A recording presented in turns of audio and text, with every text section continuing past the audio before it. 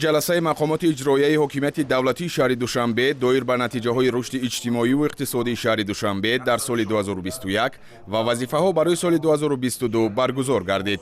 در جلسه رئیس شهر دوشنبه محترم رستم امامعلی قید نمودند که در این دوره یک زمره کارها در سمت رشد اقتصادی و اجتماعی شهر انجام داده شدند. ابراز گردید که سال 2021 مردم شریف تاجیک از جمله ساکنان پایتخت کشورمان شهر دوشنبه 30 سالگی استقلالیت دولتی را با دستاوردهای نظررس در سمت بنیادکاری و سازندگی وطن صاحب اختیار خود تجلیل نمودند. در سال سپری شده 182 انشاءات و بناهای جشنی با مبلغ عمومی 7 میلیارد سامانی به استفاده سپرده شدند. در دایره جنبست این جشن بزرگ ملی بنیاد 16 مؤسسه تحصیلات عمومی و تا مکتبی، 8 مؤسسه تندرستی، 50 کارگاه و کارخانه صنعتی، 162 کیلومتر راه، 19 بنای معموری، 225 انشاءات بلندآشیانه با 161 مرکز خدمت رسانی، 62 میدانچه ورزشی، 9 گلگشت، تعمیر 2321 بنای استقامتی، 116 خوابگاه و تأسیس بیش از 15000 جایهای نوی کاری انجام داده شد. حجم استحصال محصولات صنعتی 114%، مبلغ گذاری به سرمایه اساسی 1.5 برابر، گردش سودا 115%، خدمت رسانی های پولکی 123% و بارکشانی 104% افزایش یافته رشد مجموعی محصولات منطقوی به 18 میلیارد سامانی رسانیده شد و سرعت افزایش آن نسبت به سال گذشته 9% را تشکیل داده. حصه مجموعی محصولات پایتخت در مجموعی محصولات داخلی مملکت به 19% برابر گردید. ضمن تحلیل نتیجه های رشد ساحه انرژتیکی پایتخت اطلاع داده شد که مرکزهای برق و گرمایدهی 1.6 میلیارد کیلووات ساعت نیروی برق استحصال نمودند که نسبت به همین دوره سال سپری شده 884,000 کیلووات ساعت زیاد است. رئیس شهر جهت سری وقت برطرف نمودن کمبودی های ساحه از جمله به نوبت گرفتن شرط های تکنیکی هنگام بنیاد انشاءات ها، از نقطه های نزدیک وصل کردن ناقل ها، از بین بردن قرضداری، گذاشتن به سیستم خدمت رسانی الکترونی و اینچنین برای به شبکه گرمایدهی پیوست نمودن باز 220 بنا و انشاءات های نو در دوره زمستان سالهای 2022-2023 به مسئولین دستور و سپارش های مشخص دادند. جهت به طلبات شهرسازی مطابق نمودن انفراساختاری پایتخت، رئیس شهر دوشنبه محترم رستم امامعلی تاکید داشتند که انشاءات و بناهای شهر باید با اصول زمانوی و با در نظر داشت صنعت بلند معماری زیبا و با صفت بلند بنیاد کرده شوند تا که به نسل‌های آینده 100 ساله ها خدمت رسانند. در این رابطه کاری کمیسیه های قبولی دولتی انشاءات و بناها بهبودی را تقاضا می نماید، زیرا اکثر وقت بناها به انابت راههای ضروری، میدانچه های بازی کودکان، شرایط برای معیوبان، توقفگاه ها بنیاد کرده می شوند. وابسته به این به معاون یکم و ساختارهای دخلدار دستور داده شد که جهت برطرف نمودن کمبودی های جای داشته تدبیرها اندیشند. از نوسازی و به طلبات زمانی معاصر مطابق گردانیدن انفراساختار پایتخت، مخصوصا تجدید و از نوسازی راهها زمینه مهم رشد منبع شهر محسوب می‌یابد. ذکر نمودند رئیس شهر در برآمد خود. در ظرف 5 سال اخیر در پایتخت 162 کیلومتر راهها از نوسازی کرده شدند که 7 کیلومتر آن به سال سپری شده راست می‌آید. مقامات جهت پیشگیری کردن واریدشوی سیل به کوچه و خیابان‌های شهر تا امروز 16 کیلومتر شبکه‌های سیل پرتو ساخته به استفاده داده شدند. اینچنین با مقصد دستگیری ساحه راهسازی دستگاه استحصال اسفالت اعلی صفت با اقتدار 160 تن در یک ساعت و تجهیزات سنگ میده کنی با اقتدار 140 تن در یک ساعت به مبلغ 16 میلیون سامانی خریداری گردید که سال جاری به استفاده داده می شود. برای سنجش مسئله ساختمانی راه باشد، سال جاری از جمهوری ایتالیا 110 دستگاه آزمایشگاهی وارد می گردد و همه این اقدامات برای بلند برداشتن صفت مسئله راهسازی و ساختمانی راهها روانه شدند. رئیس شهر دوشنبه محترم رستم امامعلی وابسته به حالتهای کشال دادن مهلت اجرای کارها در بعض انشاءات راهسازی، استفاده مسئله پست صفت و بعدی به استفاده دادن راهها در مهلت‌های کوتاه پیدا شدن نوآماری‌ها، جهت اصلاح کمبودی‌های ساحه و در مهلت مقرر شده مطابق به استانداردهای معاصر ساخته به استفاده دادن راهها به مسئولین دستور و سپارش دادند. رئیس شهر ضمن بررسی ساحه نقلیات پایتخت ذکر نمودند که سال گذشته با همه نمود نقلیات 280 میلیون نفر مسافر کشانیده شد که نسبت به همین دوره سال گذشته 14% زیاد می باشد. در ظرف 5 سال اخیر ساحه نقلیات مسافرکشانی شهر کاملا نوسازی گردیده. امروز خدمت رسانی ساکنان و مهمانان پایتخت توسط واسطه های نقلیات زمانوی به راه مانده شده است. дар зарфи 5 соли охир аз ҳисоби маблағҳои буҷетӣ дар маҷмӯъ 578 воситаи нақлиёти мусофиркашӣ аз ҷумла 474 автобус ва 104 троллейбуси бесими замонавӣ харидорӣ гардид. бо мақсади таҷдиди назар намудани парки коммуналӣ дар доираи ҳамкориҳо бо ҷумҳурии халқии чин созишнома ҷиҳати ворид намудани 466 воситаи нақлиёти коммуналӣ ба маблағи 415 миллион сомонӣ ҳамчун кӯмаки техникӣ ба имзо расонида шуд. соли сипаришуда аз ин ҳисоб 413 воситаи нақлиёти коммуналӣ ба пойтахт ворид гардида 53 нақлиёти боқимонда соли ҷорӣ ворид карда мешаванд.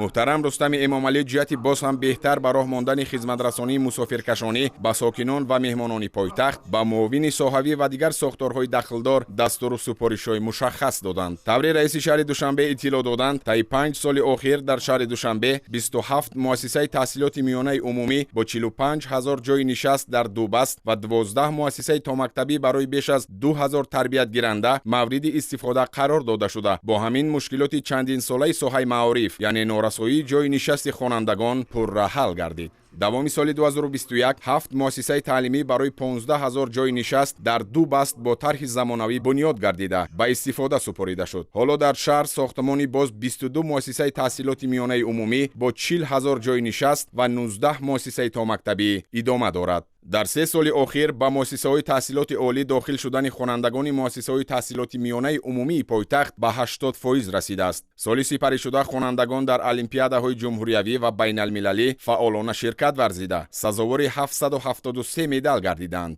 ҳамасола хонандагону донишҷӯёни болаёқат аз стипендияи раиси шаҳр бархурдор мегарданд. раиси шаҳри Душанбе иброз доштанд ки бо вуҷуди фароҳам гардидани шароити мусоид ва таваҷҷӯҳу дастгириҳои роҳбарияти олии мамлакат ва мақомот дар соҳаи маорифи пойтахт камбудиҳо низ ҷой доранд. ба масъулини сохторҳои дахлдори пойтахт дастур дода шуд ки ҷиҳати такмил додани сатҳи касбии омӯзгорон ва баланд бардоштани завқу рағбати хонандагон ба омӯзиши фанҳои табиӣ, дақиқ ва риёзӣ, аз худ кардани забонҳои хориҷӣ ва ислоҳи камбудиҳои соҳа тадбирҳои заруриро амалӣ намоянд. вобаста ба ин муҳтарам Рустами Эмомалӣ пешниҳод намуданд ки дар сатҳи шаҳр озмуни забондонӣ барои хонандагон зери унвони забондонӣ ҷаҳондонӣ инчунин озмуни тоҷи сари ҷумла ҳунарҳост илм аз рӯи фанҳои табиӣ, дақиқ ва риёзӣ соли ҷорӣ ва минбаъд низ ташкил ва гузаронида шаванд. дар зарфи 5 сол муассисаҳои тиббии шаҳр бо 35 автомашинаи замонавии ёрии таъҷилӣ ва дастгоҳҳои нави ташхис таъмин гардида 118 нафар кӯдакони нуқсони дил дошта аз ҳисоби маблағҳои фонди захираи раиси шаҳр ҷарроҳӣ карда шуданд ва ин кор минбаъд низ идома дода мешавад. зикр намуданд раиси шаҳри Душанбе муҳтарам Рустами Эмомалӣ. соли сипаришуда бо мақсади пешгирӣ кардани пандемияи коронавирус 1.5 миллион воя ваксина ворид карда шуд ва то имрӯз 725 000 нафар сокинони шаҳр ки 100% гурӯҳи мақсаднокро ташкил медиҳанд эм карда шуданд. таҷрибаи тибби ҷаҳонӣ собит намуд ки роҳи ягонаи эмин мондан аз ин беморӣ ва наҷоти ҳаёти инсон танҳо эмгузаронӣ мебошад. дар ин робита муҳтарам Рустами Эмомалӣ аз сокинони шаҳр даъват ба амал оварданд ки дар маъракаи эмкунӣ фаъол бошанд, худ ва аъзои оилаашонро эм гузаронанд то ин ки саломатии наздикон ва аҳли ҷомеа ҳифз карда шавад.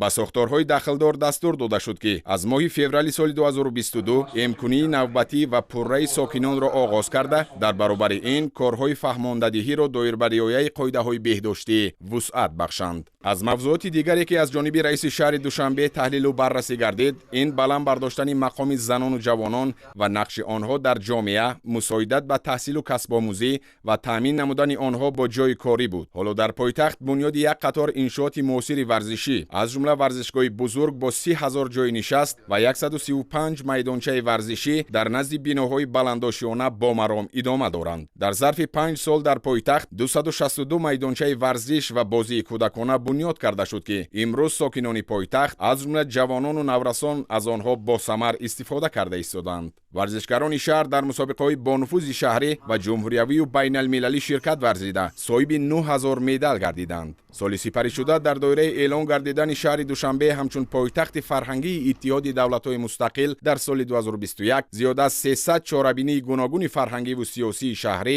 ва ҷумҳуриявию байналмилалӣ гузаронида шуд. дастпарварони муассисаҳои пойтахт дар озмунҳои ҷумҳуриявии тоҷикистон ватани азизи ман фуруғи субҳи донои китоб аст ва илм фуруғи маърифат иштирок иштирок варзида ба 108 ҷойи ифтихорӣ сазовор шуданд ва шаҳри Душанбе бо гирифтани ҷойҳои зиёд зинаи аввалро дар мамлакат ишғол намуд. бо мақсади боз ҳам ободу зебо гардонидани пойтахт дар соли сипаришуда дар ҳудуди шаҳри Душанбе 226 000 бех дарахту буттаҳо аз ҷумла зиёда аз 5 000 бех дарахтони аз хориҷи мамлакат ворид шуда ва 23 миллион гулҳои мавсимию бисёрсола дар маҷмӯъ таи 5 соли охир бошад дар хиёбону гулгаштҳо ва боғҳои шаҳр зиёда аз 600 000 бех дарахт аз ҷумла 26 000 бех дарахти аз хориҷи кишвар ворид шуда ва 58 миллион гулҳои гуногун шинонида шуданд. вобаста ба ин раиси шаҳр зикр намуданд ки дар 5 соли охир 17 боғи замонавӣ ва 57 гулгашт бунёд гардида барои сокинону меҳмонони пойтахт шароити хуби фароғат муҳайё карда шудааст. раиси шаҳри Душанбе муҳтарам Рустами Эмомалӣ дар баромади худ қайд намуданд: дар паёми президенти мамлакат пешвои миллат муҳтарам Эмомалӣ Раҳмон дастур дода шуд ки то соли 2026 яъне то ҷашни 35-солагии истиқлолияти давлатӣ корҳои ободониву созандагӣ дар тамоми кишвар вусъат дода шавад. ба хотири иҷрои супориши пешвои миллат мо нақша дорем ки дар 5 соли оянда шумораи ҷойҳои нави кориро ба 250 000 расонем. ин ҳидоят мо ва мардуми шарифи пойтахтро водор месозад ки тамоми сайъу кӯшиши худро ҷиҳати боз ҳам ободу зебо намудани пойтахти азизамон шаҳри Душанбе, бунёди корхонаҳои нави саноатӣ ва таъсис додани ҷойҳои нави корӣ барои аҳолӣ равона созем. аз ин рӯ ба муовини якум ва муовинони якҷо бо сохторҳои дахлдори раиси шаҳр супориш дода шуд ки дар муддати 2 моҳ нақшаи чорабиниҳои 35-солагии истиқлолияти давлатиро бо баррасии ҳамаҷонибаи захираву имкониятҳои мавҷуда ва бо ҷалби соҳибкорон ва шахсони ташаббускору эҳсонкор таҳия карда барои тасдиқ ва иҷро пешниҳод намоянд. дар ҷаласа муовини якум ва муовинони раиси шаҳри Душанбе, раисони ноҳияҳои шаҳр, роҳбарони сохторҳои тобеи мақомоти иҷроияи ҳокимияти давлатии шаҳри Душанбе ва мақомоти ҳифзи ҳуқуқи пойтахт доир ба натиҷаҳои фаъолияти худ дар соли сипарӣ гардида ҳисобот доданд. дар идома раиси шаҳри Душанбе муҳтарам Рустами Эмомалӣ фаъолияти ширкатҳои мобилиро мавриди баррасӣ қарор дода қайд намуданд ки хизматрасонии ин ширкатҳо ба таври зарурӣ ба роҳ монда нашудаанд ва рӯнамоияшон аз сатҳу сифати фаъолият дида бештар мебошад. аз ин лиҳоз ҷиҳати бартараф намудани камбудиҳои ҷойдошта дар кӯтоҳтарин муддат ба масъулин дастуру супоришҳои қатъӣ дода шуд.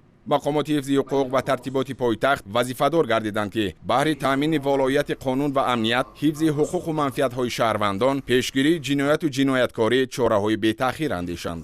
дар ҷанбаст раиси шаҳри Душанбе муҳтарам Рустами Эмомалӣ изҳори боварӣ намуданд ки мардуми шарифи пойтахт ҷиҳати амалӣ намудани сиёсати хиратмандонаи пешвои муаззами миллат ба хотири рушди устувор ва ба шаҳри муосиру пешрафта табдил додани Душанбе минбаъд низ бо азму иродаи қавии созандагӣ кору пайкор намуда ҳама якҷо бо заҳмати содиқонаву софдилона пойтахтамонро ба оинаи воқеии миллати тамаддунсози тоҷик ва давлати соҳибистиқлоли тоҷикон табдил медиҳем.